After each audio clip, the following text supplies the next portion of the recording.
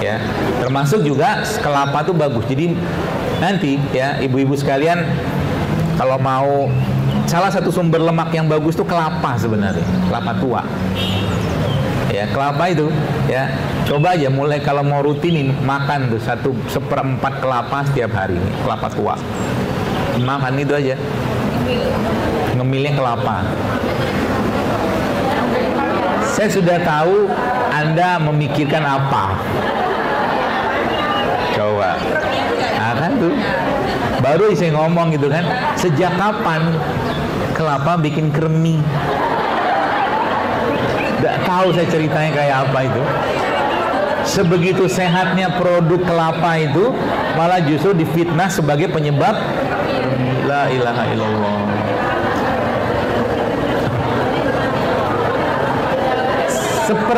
Seperempat aja Anda makan, ya Masya Allah. Makanya zaman dulu sebenarnya jajanan orang zaman dulu sehat-sehat, nggak kayak kita zaman sekarang. Isinya tepung terigu loh, gula pasir. Coba Anda bayangkan getuk itu kan sehat. Sekarang orang banyak kampanye non gluten. Emak bapak kita sudah non gluten dari zaman dulu, iya kan? Makannya ubi, singkong, non gluten semua loh. Dia dapat lemaknya dari kelapa. Kan kelapa itu kan lemak. Makanya saya sering, kalau mau jantungnya saya tuh makan tuh setiap hari. Kelapa tadi 1/4 aja sehari Anda makan. Oh, itu pencernaan, Masya Allah, kan? Itu sebabnya dalam ilmu pernutrisian, ilmu permakanan,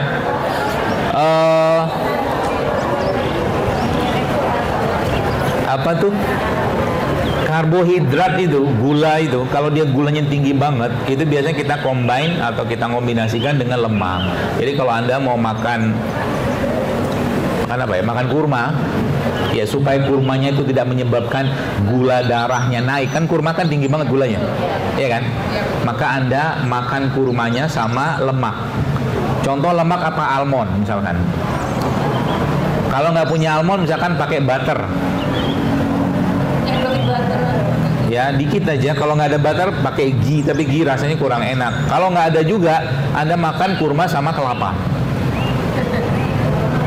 Jadi kurma itu Anda belek tengahnya, ambil bijinya, masukin kelapa itu coba aja, rasanya enak banget. Lemak ketemu karbohidrat, itu keren. Dan tidak menyebabkan lonjakan gula. Dan itu ngasih power ke badan kita yang sangat kuat, insya Allah. Ya, saya katakan benerin makan kan. Jadi kita mulai, jadi berarti kalau yang kami yang misalkan anda yang nggak sakit gitu, boleh kan memperhatikan ini. Justru inilah harusnya menjadi habitnya kita. Ya, tuh lemak ya. Jadi lemak kayak di depan tuh ada alpukat. Nah itu alpukat tuh. Ya, alpukat tuh bentuknya kan kayak uterus rahim. Ya, makanya alpukat itu salah satu makanan atau mungkin buah lah gitu kan yang sangat baik untuk reproduksi wanita. Gitu. Masalahnya orang sekarang bikin alpukat dibikin jus.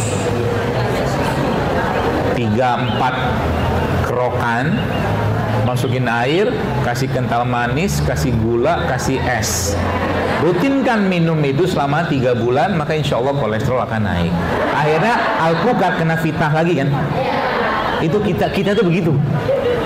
Coba lihat, kalau dulu bahkan sekarang pun masih, kalau saya atau kita mendengar kata alpukat, langsung ada fitnah terhadap alpukat, ini penyebab kolesterol. Itu kan kolesterol. Coba deh lihat. Karena ulahnya kita sendiri loh. Caranya kita yang keliru. Ya bukan, nggak ada yang masalah dari apa-apa yang mau ciptakan ini kalau kita makannya bener, nggak ada yang masalah. Kalau sudah diolah, dikemas, dikasih berbagai macam bahan-bahan sintetik segala macam, ya udah bersiaplah, gitu loh. Makanya ada istilah perbanyaklah makanan yang dikupas bukan yang dikemas, gitu loh. Jadi ya macam-macam lah kan, kayak baru dikupas itu ya buah-buahan, sayuran atau kelapa gitu kan. Jadi kalau orang nanya bagus nggak kalau saya minum air kelapa yang ada di supermarket yang dalam botol? Ya kalau nanya itu sama saya, bandingannya sama kelapa itu nggak bisa gitu loh. Itu kan dikupas tuh, kalau itu kan dibuka. Ya beda ceritanya. Ya termasuk juga apa tuh namanya, lemak ya, lemak-lemak yang tanpa sadar ya. Jadi kalau Anda lihat, kenapa saya sering bilang cobalah ya, lawan nafsu kita untuk makan makanan yang jadi beban untuk kita. Contohnya apa? Gorengan misalkan. Gorengan itu kan double sekalian. Ya, gorengan tuh double. Sekarang udah mulai ngerti ya. Bakwan aja misalkan nih, ada terigu. Kan terigu itu karbohidrat atau lemak? Karbohidrat digoreng pakai minyak. Lemak kan? Karbo yang nggak sehat ketemu lemak yang nggak sehat. Makanya kalau Anda baca penelitiannya udah banyak banget relate atau hubungan makanan-makanan tinggi lemak, tinggi karbo dengan stroke, darah tinggi, kanker segala macam. Wajar sekarang, ya kenapa? Ya tadi ada iblis di antara kita yang ngintai terus supaya apa? Supaya yang dimakan tuh nggak bener gitu loh. Dan yang jadi masalah lagi adalah apa? Makanan itu mempengaruhi mood. Itu dia masalahnya. Semakin banyak makanan olahan, makanan tinggi lemak, makanan tinggi gula segala macam yang kita makan, pasti akan terjadi ketakstabilan mood. Coba aja lihat. Itu apa, generasi rapuh tadi saya bilang tadi itu. Generasi strawberry ya bahasa itu.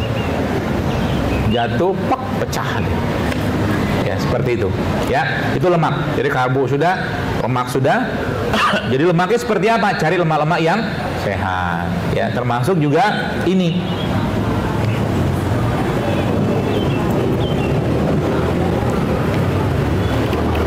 Tempe ini kan ada lemaknya juga kan sebenarnya. Ya, karena kan kacang. Ya, tapi menariknya tempe ini Bapak Ibu sekalian, karena dia sudah difermentasi kedelainya, dia menjadi pangan fungsional. Ya, pangan fungsional itu apa? Dia memiliki fungsi atau manfaat yang jauh lebih lebih ke depan lagi lah, lebih baik daripada aslinya. Dengan bantuan alam, dengan bantuan bakteri. Jadi orang bikin tempe ini pakai apa? Pakai ragi kan? Ragi itu isinya apa? Bakteri. Iya kan?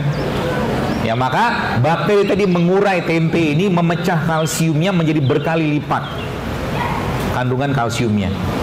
Bakteri tadi membuat kalium pada tempe ini berkali lipat. Bakteri membuat semua indikator nutrisi pada kedelai tadi meningkat semua. Bahkan dia punya vitamin yang tidak ada sejatinya di kedelai, bukan tempe ya. Dia nggak ada di kedelai, tapi karena fermentasi menyebabkan si tempe ini memiliki vitamin yang biasanya ada pada daging hewan. Inilah pangan fungsional. Dahsyat kan? Makanya tempe ini salah satu obat. Kalau dibilang obat, tanda kutip dia obat, kayak obat gitu loh. Ya, kalau makannya bener. Kebanyakan orang makan tempe di goreng. Udah digoreng, minyaknya udah minyak berkali-kali, kasih tepung lagi, kan keren loh. Berarti nggak boleh dong makan gorengan? Nggak ada yang ngelarang. Dia kan nggak bisa ngelarang. Maksud saya, kita benerin gitu kan, sekali-sekali makan oke lah. Ya, Anda mungkin pengen makan tempe goreng, ya goreng sendiri aja lah. Pakai minyak kelapa gitu loh, ditiriskan segala macam sehingga nanti nggak banyak minyaknya. Ya, atau mungkin mulai belajar makan tempe yang asli kayak begini, kan boleh aja. Ini nggak mentah ya tempenya ya, karena kedelainya kan direbus, dikukus, direbus. Ya, jadi udah matang sebenarnya. Ya, seperti itu.